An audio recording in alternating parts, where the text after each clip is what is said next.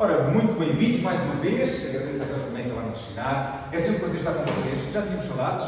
Nós estivemos um bocadinho fora, como sabem, estivemos pelo continente, estivemos a fazer uma semana de oração jovem, uma soja, na Igreja de Leiria. Se vocês tiverem curiosidade, já está no YouTube, está bem? Está todas as mensagens lá. Foi muito bom para nós, foi muito bom, acho também para eles, e que ficámos todos muito contentes por termos participado nesta atividade. Ao mesmo tempo, hoje, gostava muito de partilhar também uma mensagem com vocês. E hoje vamos falar sobre agricultura, vamos falar sobre plantas. E vocês já podem estar a pensar, mas estou de certeza que vai falar sobre uma planta especial. Qual é que é uma das plantas mais simbólicas da Bíblia? Qual é? A uva, a videira, é ou não é? E sem mais demoras vamos abrir as nossas Bíblias em João, capítulo 15. E nós hoje vamos ler um bocadinho de João, capítulo 15, e vamos explorar o que é que este capítulo traz para nós.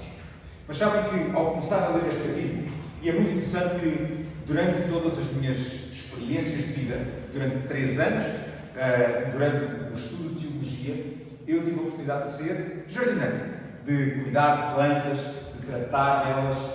E sabem uma coisa que eu descobri? Não é nada fácil. Nós aqui na nossa igreja até temos um jardineiro de profissão. Temos o Miguel, não está aqui, mas sabem que trabalhar o campo e trabalhar a terra e cuidar das plantas não é fácil. O que é que acontece se nós deixarmos de cuidar das plantas? Vamos dizer que temos plantas, deixamos de cuidar delas. O que é que acontece? O que é que acontece? Morrem? Sim, possivelmente, não é? Se nós deixarmos de cuidar delas, se calhar a maior parte morrem. Mas dou-vos um exemplo. A maior parte das plantas que nós temos aqui pelo campo. O que é que acontece? O quê? As ervas tomam em conta, se calhar elas até são um bocadinho rijas e crescem assim sem estribeiras. Já viram? Então nós temos 2 reações quando nós não tomamos conta de certo tipo de plantas. E a videira não é uma exceção. A videira não controlada cresce para o longe. Não sei se alguma vez vocês tiveram videiras. Sabem que na minha casa, já desde pequenino, a minha mãe sempre gostou muito de videiras. Então nós tínhamos uma videira, mas ela, todos os anos, precisava de ser podada. Porquê? Para poder fortalecer, não é? Porque havia alguns raminhos que tiravam a seiva dos maiores, então nós cortávamos aqueles que não interessavam para dar força aos outros. Isso também, outra coisa, outra razão. Se os ramos estavam a crescer para baixo, se calhar não interessava, porque nós queríamos que a videira fosse para cima, orientar a videira, de modo a que ela, às vezes, a minha mãe gostava muito de ter a videira e nós tínhamos assim umas guias para que a videira pudesse trepar e fazer tipo uma cúpula, não é? Uma cúpula cheia de videira. E isto é super bonito quando bem tratado. Se não for bem tratado, o que acontece? Outra vez. Começa a crescer para todos os lados ou a morrer. Bem-vindo, Vitória. E sabem que isto é o que Jesus fala quando ele fala sobre a videira. Mas vamos começar a ler então. Vamos abrir João capítulo 15 e vejam bem, não sei se vocês alguma vez tomaram atenção, que logo no versículo 1, Jesus diz uma coisa muito interessante. E vejam o que é que ele diz. Ele diz assim: eu sou, começa por eu sou, e este eu sou é sempre aquela questão relacionada com Deus, está bem? Há um estudo muito interessante que é o eu sou de Jesus no livro de João. Mas este eu sou a videira verdadeira. O meu pai é o agricultor. Vejam bem que logo no primeiro versículo ele diz 2 coisas super importantes. Eu sou a videira verdadeira. Sabem, é interessante se nós pensarmos se ele é a videira verdadeira, quer dizer que existem videiras falsas. Logo aqui temos uma chamada de atenção. Um bocadinho de contexto para, se calhar, aqueles que nos acompanham lá de casa, aqui se calhar vocês podem ter um bocadinho mais de contexto, mas sabem que estas são palavras proferidas por Jesus depois da Santa Ceia. Já estamos na reta final antes de Jesus ser preso e crucificado. Jesus já está com os discípulos e nesta altura é quando ele fala sobre isto. E ele já tinha avisado que viria o quê? Falsos profetas, falsos cristos. Nos fins dos dias muitas coisas iam acontecer. Então ele agora aqui alerta para eu sou a videira verdadeira e quem é que é o agricultor? E o meu pai é o agricultor. Então quem é que cuidava dele? Quem é que é aquele que cuida da videira? O próprio Deus. Então nós aqui já temos um contexto maior. E vejam bem o que é que Jesus continua por dizer. Diz assim: todo o ramo que estando em mim não der fruto, ele o corta, e todo o que dá fruto limpa, para que produza mais fruto ainda. Vós já estáis limpos pela palavra que vos tenho falado. Permanecei em mim, e eu permanecerei em vós. Como não pode o ramo produzir fruto de si mesmo, se não permanecer na videira, assim nem vós o podereis dar, se não permanecerdes em mim. Vejam bem, tanta coisa. Nós poderíamos, se calhar, passar bastante tempo a analisar cada palavra que Jesus fala sobre isto. E vejam bem o que é que ele diz. Então, ele começa por dizer: todo o ramo estando em mim não der fruto, o que é que acontece? Ele o corta. Assim como um bom agricultor que cuida da videira, ele diz: o fruto que não interessa, começa por cortar. Sabem que às vezes nós podemos dizer: então, mas quer dizer que é Deus que vai mandar as pessoas para fora? Não, mas como é óbvio que não. Quem somos nós para cortarmos uns aos outros? Deus conhece o coração. Mas ao mesmo tempo, isto quer dizer que no fim do tempo, quando Ele vier, quando Jesus voltar, isto é um alerta para a vinda de Jesus. Sabem que Deus quer que todos os ramos deem fruto, porque pelos frutos os conhecereis.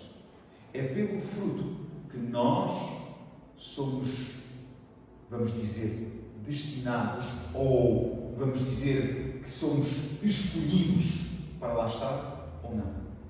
Não é por acaso, está bem, que precisamos ter esta conexão. E vejam bem o que é que Jesus diz a seguir: vós já estáis limpos.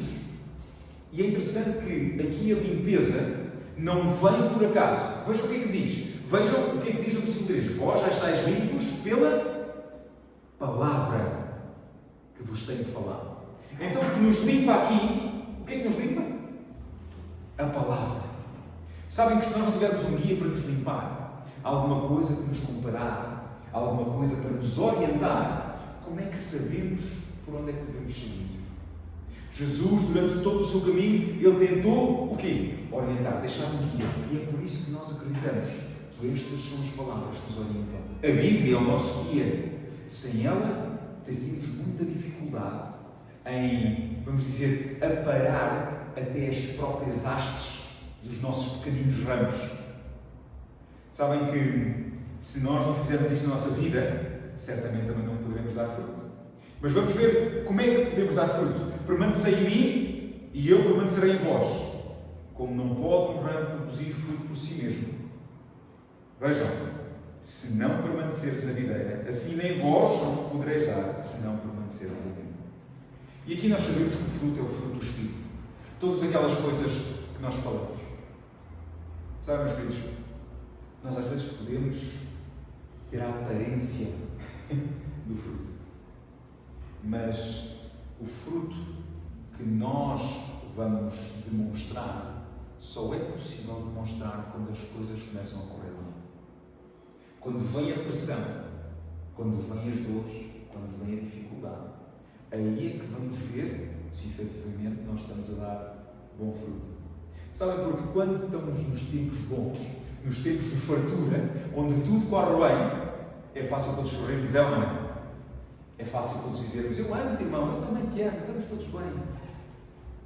Mas quando a dificuldade chega, quando as coisas começam a ser mais duras, quando nós estamos fartos de orar e parece que a resposta não vem, então aí nós começamos a demonstrar efetivamente o fruto.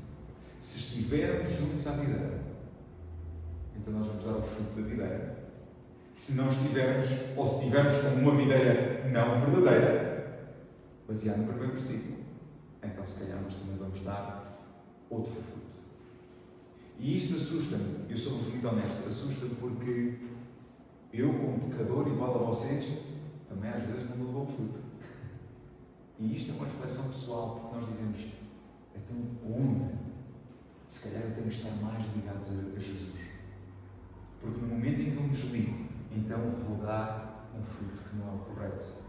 Se calhar eu não vou ser paciente, se calhar eu não vou ser amoroso, se calhar a maneira como eu falei com o meu irmão, ou como tratei a minha irmã, ou como falei com a minha mulher antes dela sair de casa, se calhar não foi da melhor maneira. E isto é algo tão transversal às nossas vidas, que se calhar aqueles mais próximos até vão ser aqueles que vão poder experimentar realmente o fruto que estamos a dar.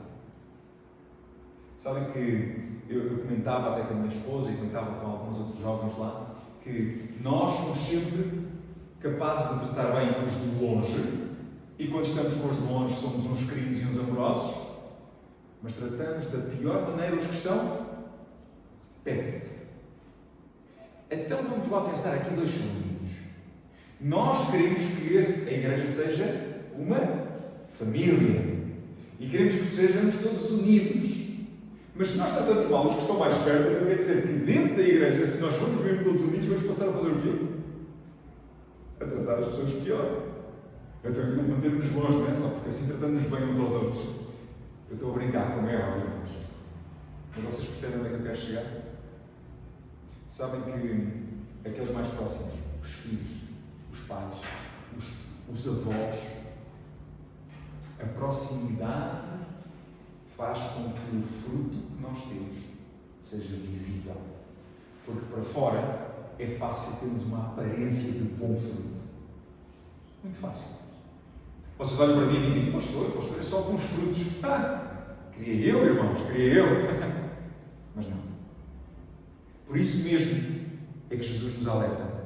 E vejam bem como é que ele continua. Ele diz assim, eu sou a videira, versículo 8, está bem? Versículo 5. Eu sou a videira, vós os ramos. Quem permanece em mim e eu nele, esse dá muito fruto, porque sem mim nada pode fazer. Se alguém não permanece em mim, será lançado fora, à semelhança do ramo, e secarão, e o apanharão e lançam no fogo, e queimam. Mas que existe, como estávamos a dizer, isto é uma profecia do que vai acontecer nos fins dos tempos. Ninguém agora, antes de Jesus voltar, vai ser lançado fora e queimado, está bem? Não temos que ter medo, não temos que ficar atemorizados. Será que se eu não estiver perto de Jesus, ele vai agarrar e lançar fora? Não. Mas nós sabemos que há uma consequência. Ou estamos perto dele quando ele voltar, ou estamos longe dele. E isto é uma consequência. Consequência boa, consequência má. Mas é por isso que ele nos alerta. Estejam ligados a mim. Tenham esta conexão hoje. Não quebrem. E vejam bem o que é que ele diz. Se permaneceres em mim e as minhas palavras permanecerem em vós, pedireis o que quiserdes e vos será feito. Nisto é glorificado o meu Pai, e eis que deis muito fruto, e assim vos tornareis meus discípulos. Como o Pai me amou, também eu vos amei, permanecei no meu amor. Se guardardes os meus mandamentos, permanecereis no meu amor, assim como também eu tenho guardado os mandamentos do meu Pai, e no seu amor permaneço. Vejam bem que aqui a questão da palavra, de permanecer na palavra, é quase como se fosse aquilo que nos liga a Jesus. Ele próprio diz, se guardares os meus mandamentos, é uma coisa que está ligada a mim. Assim como eu guardo os mandamentos de quem? De quem é que ele diz? Do Pai. Sabem, é muito interessante nos vídeos quando falo sobre este versículo especificamente, porque há muitas pessoas e há muitos cristãos que dizem que os mandamentos deixaram de ter efeito. Já não existem mandamentos. Mas sabem o mais interessante? É que o próprio Jesus diz que guarda os mandamentos do Pai. E nesta altura, está bem? Nesta altura, quais é que eram os mandamentos do Pai? Os 10 mandamentos. É interessante que só por aqui nós podemos dizer que Jesus guardava os 10 mandamentos. Não havia outros. Eram aqueles escritos pelo próprio dedo de Deus.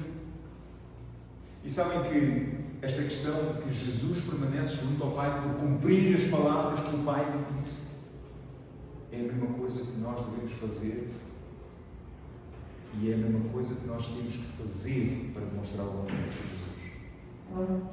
Sabem que se nós podemos dizer de coração aberto, eu amo Jesus, mas não guardamos as suas palavras, o que é que realmente estamos a fazer?